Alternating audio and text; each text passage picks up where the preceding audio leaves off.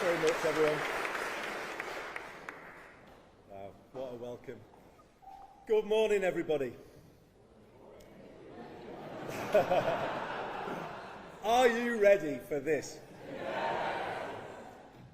I'm sounding like I used to sound when I used to DJ across this great city, and I'm probably doing that because I'm missing it so much. I'm missing all of you.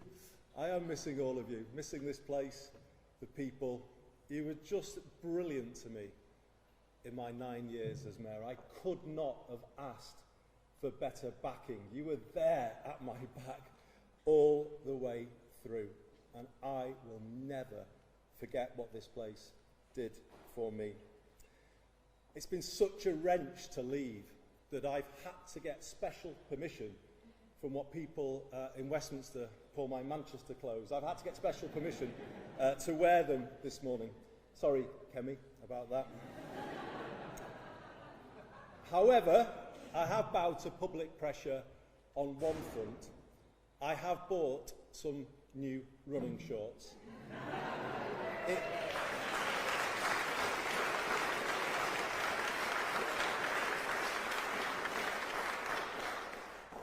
It was either do that or change the decency laws, and I opted for the former. But I can't tell you how glad it makes me that we meet at this big moment in one of my favourite places on earth, the People's History Museum. It holds real significance for me, and it's not just because one of my old coats is in a glass case upstairs. And can you believe it, comes off second best alongside Michael Foot's infamous donkey jacket. It's because these galleries tell the story of our country better than anywhere else. How through time it has not been run in the interests of the many, and how ordinary people have fought to change that status quo and make it fairer. Today, we must take inspiration from that history and get ready to repeat it. The time has come to build the broadest possible coalition of people to lift Britain back up to where we all want it to be. What hope can we have that it will be different this time? That's the question I would be asking if I was a voter right now. It's the one I want to answer as clearly as I can today, and in doing so, give the new direction the country is looking for. After 10 years of political turbulence since Brexit, and 20 years of falling living standards since the 2008 financial crash, Westminster hasn't been working for people, and it hasn't been working for a very long time. In fact, it is broken. And as a result, the country isn't where it should be. It is stuck in a rut, and clearly we can't go on like this. My generation of politicians, including me, must take responsibility. We haven't been good enough. But instead of being honest about that, the parties have continued with politics as usual, finger-pointing, point-scoring. Now, that might matter less in a world where people's lives are getting better, but when they are not, it is dangerous and destructive of what remains of public trust in politics. We can't like the one we have just had. We need a new determination to raise living standards of every single person in this land. And we must accept that, to do that, to fix the economy and the country, we need to change politics, and we need to do it now.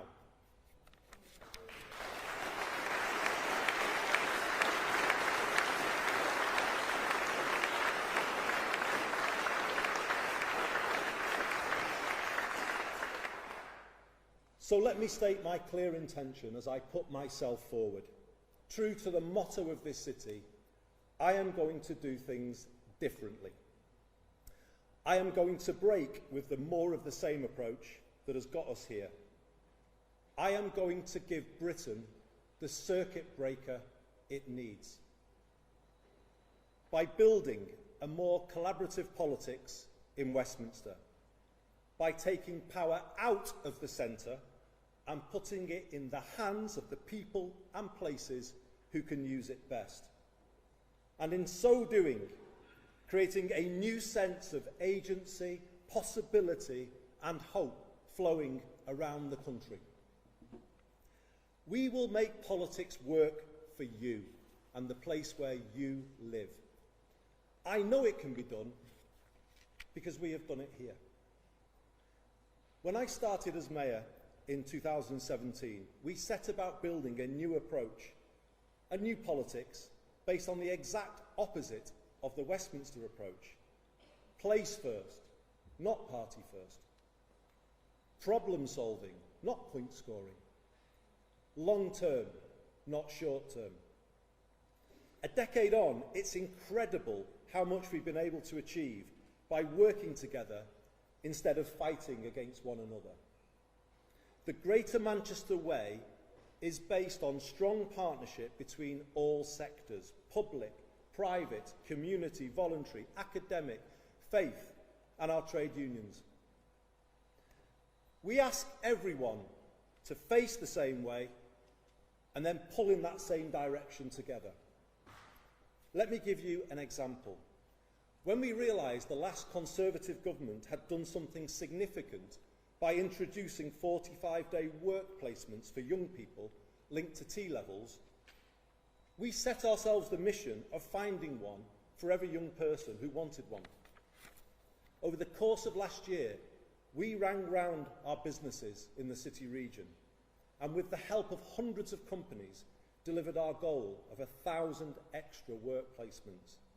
That's 1,000 extra young lives changed every year, and it shows what a place can do when it works as one. For Britain to get back where it should be, those same principles need to be applied now to how we run the country, pull in the same direction, move forward together. But let's not kid ourselves, this is not as easy as it sounds. Westminster and Whitehall are set up for conflict, and they require radical change if the country is to get back on track. I left Westminster a decade ago with the Mayor of the Liverpool City region, Steve Rotherham, because we could see it simply wasn't working for the northwest of England and the people here, and indeed other parts of Britain, the same thing.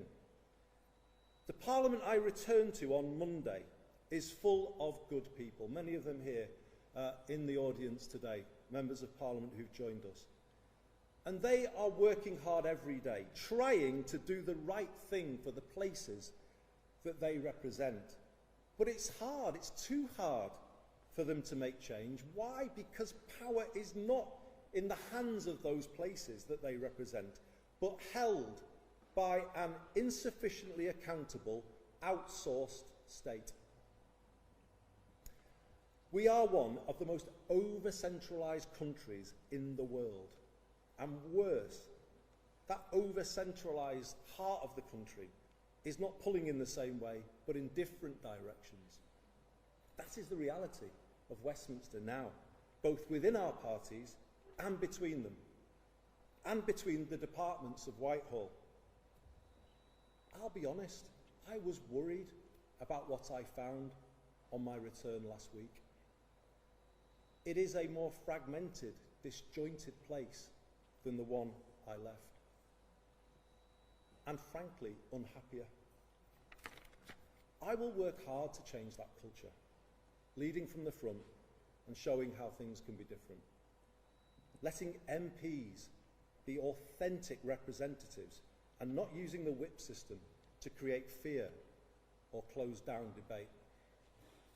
Involving more people in the work of the government and drawing on the breadth and depth of talent and expertise our party has to offer.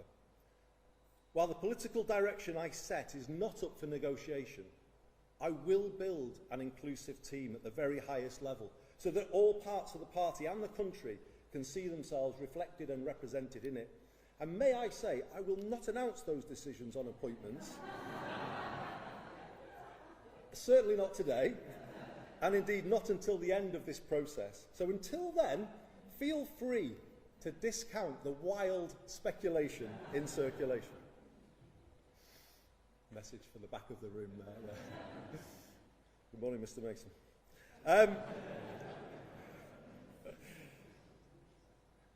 I will reach out to other political parties to find as much common ground as we can and build that more collaborative approach I spoke about a moment ago.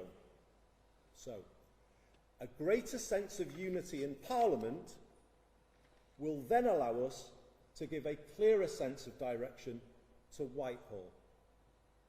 I was struck by recent comments from ministers expressing their deep frustration at the Whitehall turf wars. Like Parliament, the civil service is full of good people trying to do the right thing, but they are held back by the structure and culture in which they have to work. It is too adversarial, and too much time is wasted with departmental silos battling each other and battling the Treasury rather than getting things done. How can the country pull in the same direction when that is the reality at the very top? And as mayors, I'm sure I speak for the front row here, as mayors we have felt similar frustration over the years when those same departments constantly push back against our legitimate requests to improve our places by devolving a fraction of the power and resources they hold. The truth is this: the country spends too much time arguing and not enough time doing. I'm not sure this Whitehall culture could ever be justified. It wasn't justified when I was a minister almost 20 years ago, but it certainly can't be justified now. The stark imbalance in resources between national government and local government is holding back growth. If councils can't fix potholes, what chance do they have of bringing forward major regeneration schemes to get growth going? While national government has got bigger, particularly since the pandemic, local government is threadbare and without the resources to fulfil even statutory responsibilities. This is not just bad for councils in the areas they serve, it is bad for everywhere. It is bad for London and the South East. The whole country suffers when the regions and nations are not meeting their potential, and Londoners are left with an overheated economy and an overcrowded housing market. It is actually bad for national government too, because we will never get the growth up to the level Britain needs unless every single postcode in the land is set up to contribute to it. This country hasn't thought in that way before, but with the Makerfield test at the heart of decision making, it will do from now on. To make it happen, we will bring about the biggest rebalancing of power our country has seen. It is time for Whitehall to accept that growth cannot be ordered from the top down. Instead, it can only be nurtured from the bottom up. It comes from having the power at ground level to make a real difference, from a clear shared vision that everyone can understand and investors can back. It comes from running sound finances, as we have done here in Greater Manchester, which in turn gives businesses the stability and the confidence to invest, increasing their productivity and adoption of new technology. It comes from placing our universities at the heart of local economies, as all the mayors do, and bringing the innovation-led approach through start-ups and scale-ups. It comes from committing to decent infrastructure in all parts of the UK and getting national investors to back the aspirations set by regions. It comes from giving people the security of a good home and good employment so that they can be as productive as possible, from good mobility and an ability to afford the basics. And it comes from not leaving everything to the market, but public intervention where necessary, to set higher ambitions for towns, as we did in Stockport, and kickstart the process of change. This is Manchesterism,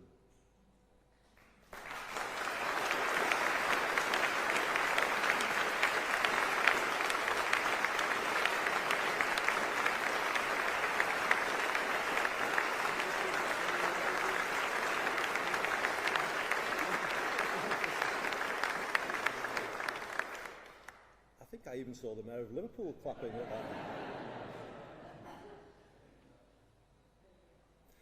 It is a vision for good growth and a rejection of the old trickle-down model.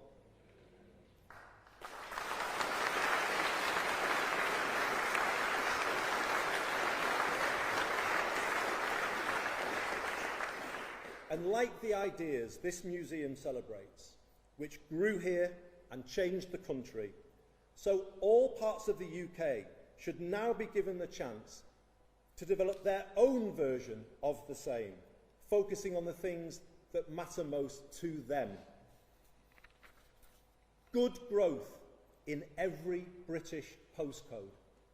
What a sea change that would be in the way UK government thinks about our own country. Places no longer forgotten or written off, as they have been in the past, but supported to make the best of their assets, seeing the positives in all places. And there are positives in all places, in all postcodes across this United Kingdom. Let's always remember that.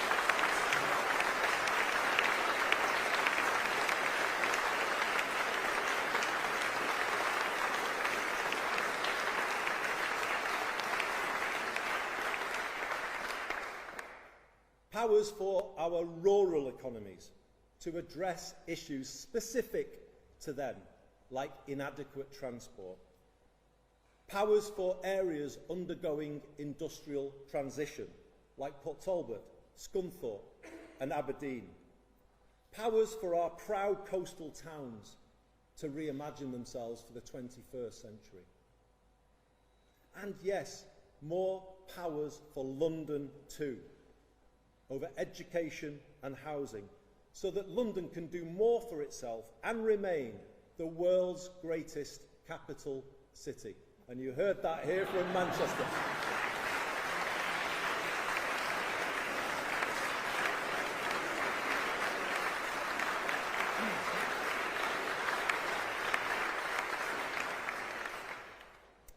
All of it backed by the stability that comes from sound public finances, as I said before, and the discipline of our current fiscal rules. I hope people can begin to feel, hopefully you can, some of the excitement that comes with the change that I'm setting out today. It promises a new era of possibility for Britain, possibility in places that haven't felt it for a very long time. And I know, because I heard that from people on doorsteps in the by-election. But let's give them that feeling, that ability to hope, to aspire to better. The change will be the biggest change in our lifetimes to the way the country is run, and it is consistent with the 2024 manifesto. We will create a more streamlined state with a clearer purpose, to power up all parts of the country and put a laser-like focus on growth and regeneration, good growth. The change will be driven through the Prime Minister's office in an extended operation based here in Manchester.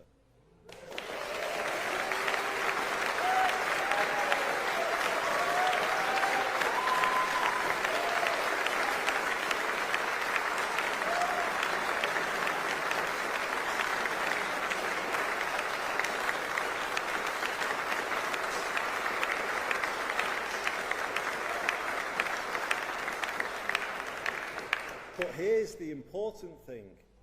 It will only be based here. The job of Number 10 North will be to make power flow into the Midlands, into the southwest, into the east of England, and yes, into London, as I said before, as much as into the northeast, Yorkshire and the Humber, and here in the northwest. It will be about offering new opportunities to extend devolution in Scotland, Wales and Northern Ireland by taking power deeper down. The people of Dundee and Bangor feel just as distant from Holyrood and the Senedd as they do from Westminster. Now get this. Number 10 North will be the nerve centre of a rewired Britain.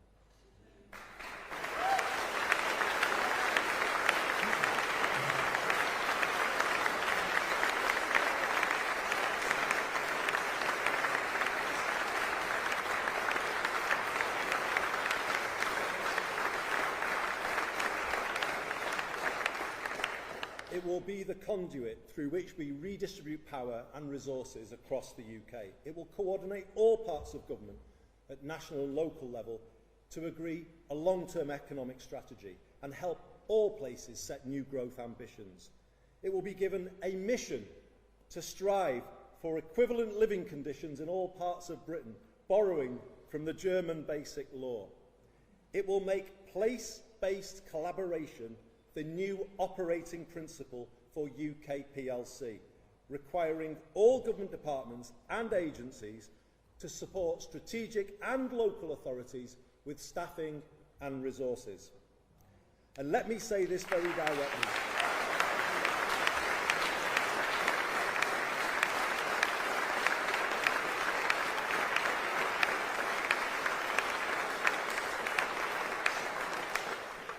And let me say this very directly. The days of Whitehall fighting the devolution power into the regions and nations are over, for good.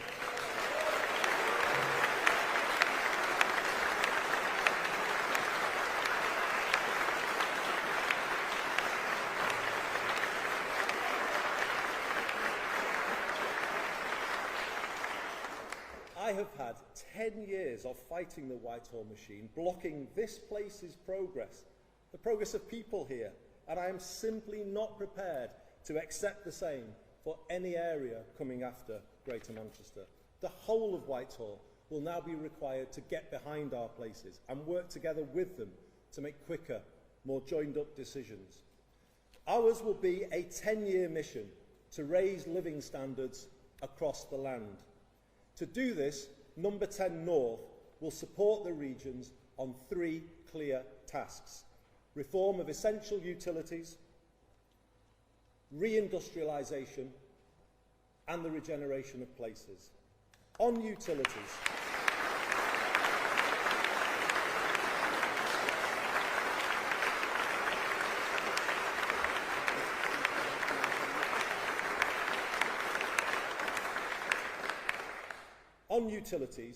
we will ensure all parts of the UK are able to take greater public control of essential services like water, housing, energy and transport, learning from the model that has transformed our bus networks here in Greater Manchester. We will set out 10-year plans to bring down the cost of these essentials to individuals, families and businesses. On reindustrialisation, we will support every region to set clear and credible industrial ambitions and provide the support to achieve them, encouraging more cross-UK partnership between places with complementary industrial clusters, as Cambridge and Manchester have done on life sciences. We will consolidate public and private investment at a place-based level and help all areas establish good growth funds, as we have done here in Greater Manchester. We are such an inventive country, and going forward we can be the world's leading innovation nation. This is the key to higher growth, and I want more world-beating British manufacturers and service providers at the frontier of new technology and exporting to the world. I will back our scientists, technologists, entrepreneurs and creatives, as I have done here, and show how Britain will be the innovation nation of the next decade. We will get better at capturing full value from their ideas for UK PLC by changing the culture in Whitehall when it comes to backing British industry.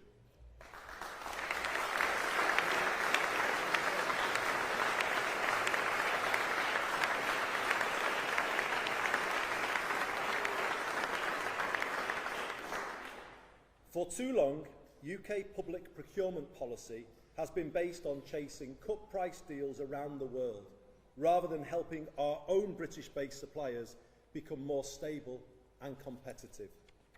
No more.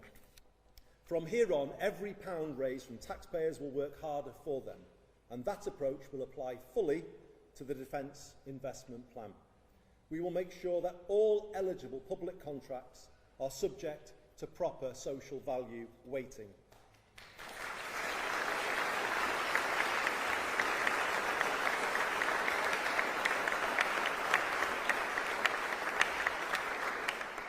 And we will do that to make sure British-based companies are in a better position to win those contracts. This change is essential given the need to build our own resilience in places across the country in an increasingly uncertain world. We need to safeguard sovereign manufacturing and production capability across the country in critical sectors like steel, defence, energy, food and farming, rather than just being prepared to let it go, as we have sadly done in the past. In return,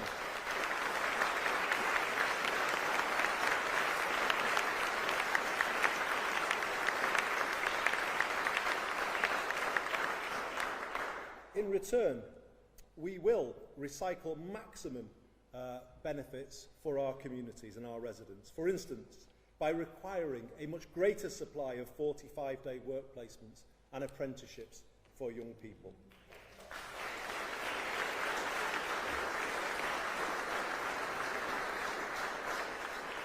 I take very seriously the findings of the recent report by Alan Milburn. We need a complete rethink of how we support the next generation to succeed. And it has to start with the education system. The days of a school system configured entirely around the university route will be brought to an end. University is great for those who want it, but when are we going to focus on the life chances of those kids who want something different? When? The country hasn't done that for a long, long time. People have argued over many years for an education system based on parity between academic and technical, and that is what we will build, giving every young person growing up here a clear path into a re-industrialised Britain. Where young people need mental health support, it should be provided as part of in-work support. And we will answer the call from the mayors, and particularly the Mayor of the North East, for devolution of employment support and changing the way we support and sustain people employment, working much more through our community and voluntary sector at a grassroots level, working with organisations people trust to help them, rather than going to places that the mayors can make. And in doing that, we will reduce the welfare bill in a way that is fair and lasting and helps people move forward. Another way to do that is by repairing the public housing stock. Britain has lost almost 1.5 million council homes since the 1980s, and around the same number of people are now on housing waiting lists and have been there for a very long time. As a result, the country is in a housing trap. We are forced to chase rents in the private rented sector through the benefit system. When governments try to control these costs by freezing local housing allowance, it makes families homeless and places unfunded pressures on councils when they have to pay for temporary accommodation. Britain's housing crisis is having a ruinous impact on its public finances. So, working with local areas, Number 10 North will oversee the biggest council house building programme since the post-war period.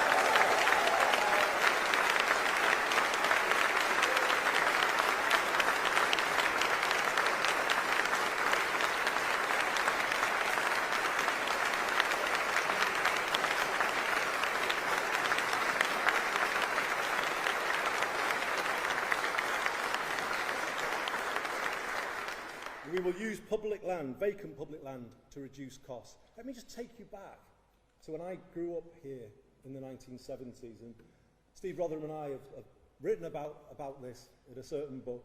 But when we were growing up here, amongst the friends we had at school, there were two things that were the foundations of working class aspiration. A council home, a secure home that was the foundation for everything, and then good technical education. And those things have been taken away in the decades since. So no wonder so many young people struggle to make it work and then don't make it work. Don't blame them. Blame ourselves. We haven't been giving people this stability, this ability to get on in life. And it's time we did and brought back working class aspiration, the chance of somebody growing up here to be everything that they can be. And that's what we'll do.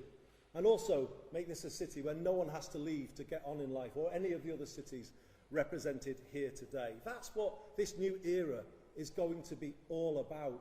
A sense of hope, of possibility, that things are achievable that you might not have thought were before. And having this focus on council homes again and building them in all parts of the country, it will represent a decisive shift to a more preventative, productive state, adopting a national housing first philosophy as has been pioneered so successfully in Finland. If you don't give people a good home, what chance have they got of having a good life?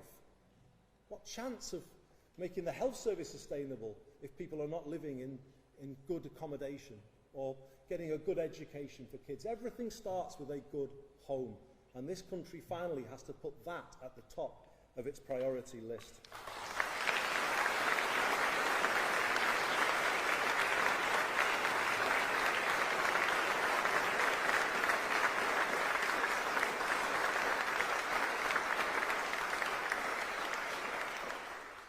Through this new approach, we will bring higher density residential development to our towns, and Number 10 North will be able to support all places to turn around those towns, their high streets and the local centres, increasing footfall on the high street and protecting more green spaces from development. To reinforce that, we will reform business rates to support pubs and high street businesses, businesses that bring social benefits to communities. And let me finish by saying this. Rather than being a marker of decline, shouldn't we make our high streets the new symbol of Britain's renaissance?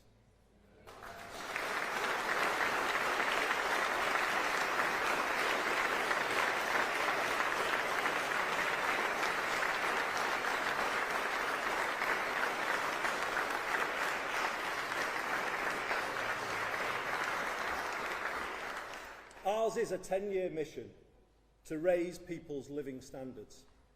I know people can't wait forever for change. I heard on doorsteps in Makerfield how people need a bit extra now to help with rising costs. I will do my very best to deliver it, and whilst not taking risks with the public finances, will seek to give Britain some breathing space as soon as I can. People need to be able to look forward to a night out or a holiday with the kids. People need hope. This brings me back to where I started and the stories told in this building of how ordinary people, right back to Peterloo 200 years ago here, changed a British state not built with them in mind. Our modern challenge is exactly the same. An economy which, from the mid-1980s onwards, has not been built with them in mind, and instead has handed more to those who already have most and left people overpaying for the basics. If people in 1844 could form the cooperative movement in Rochdale to lower the price of food, then why can't we act now with similar courage to make life better? Imagine what things could be like if we succeed. Imagine what it would feel like to live in a country wired to work for ordinary people rather than against them. Imagine if all local areas could build homes people can afford to the point where they could guarantee one for everyone. Imagine if we could bring down the cost of energy for people and businesses and the good things that would come from that. Imagine good growth in every postcode and hope in every heart.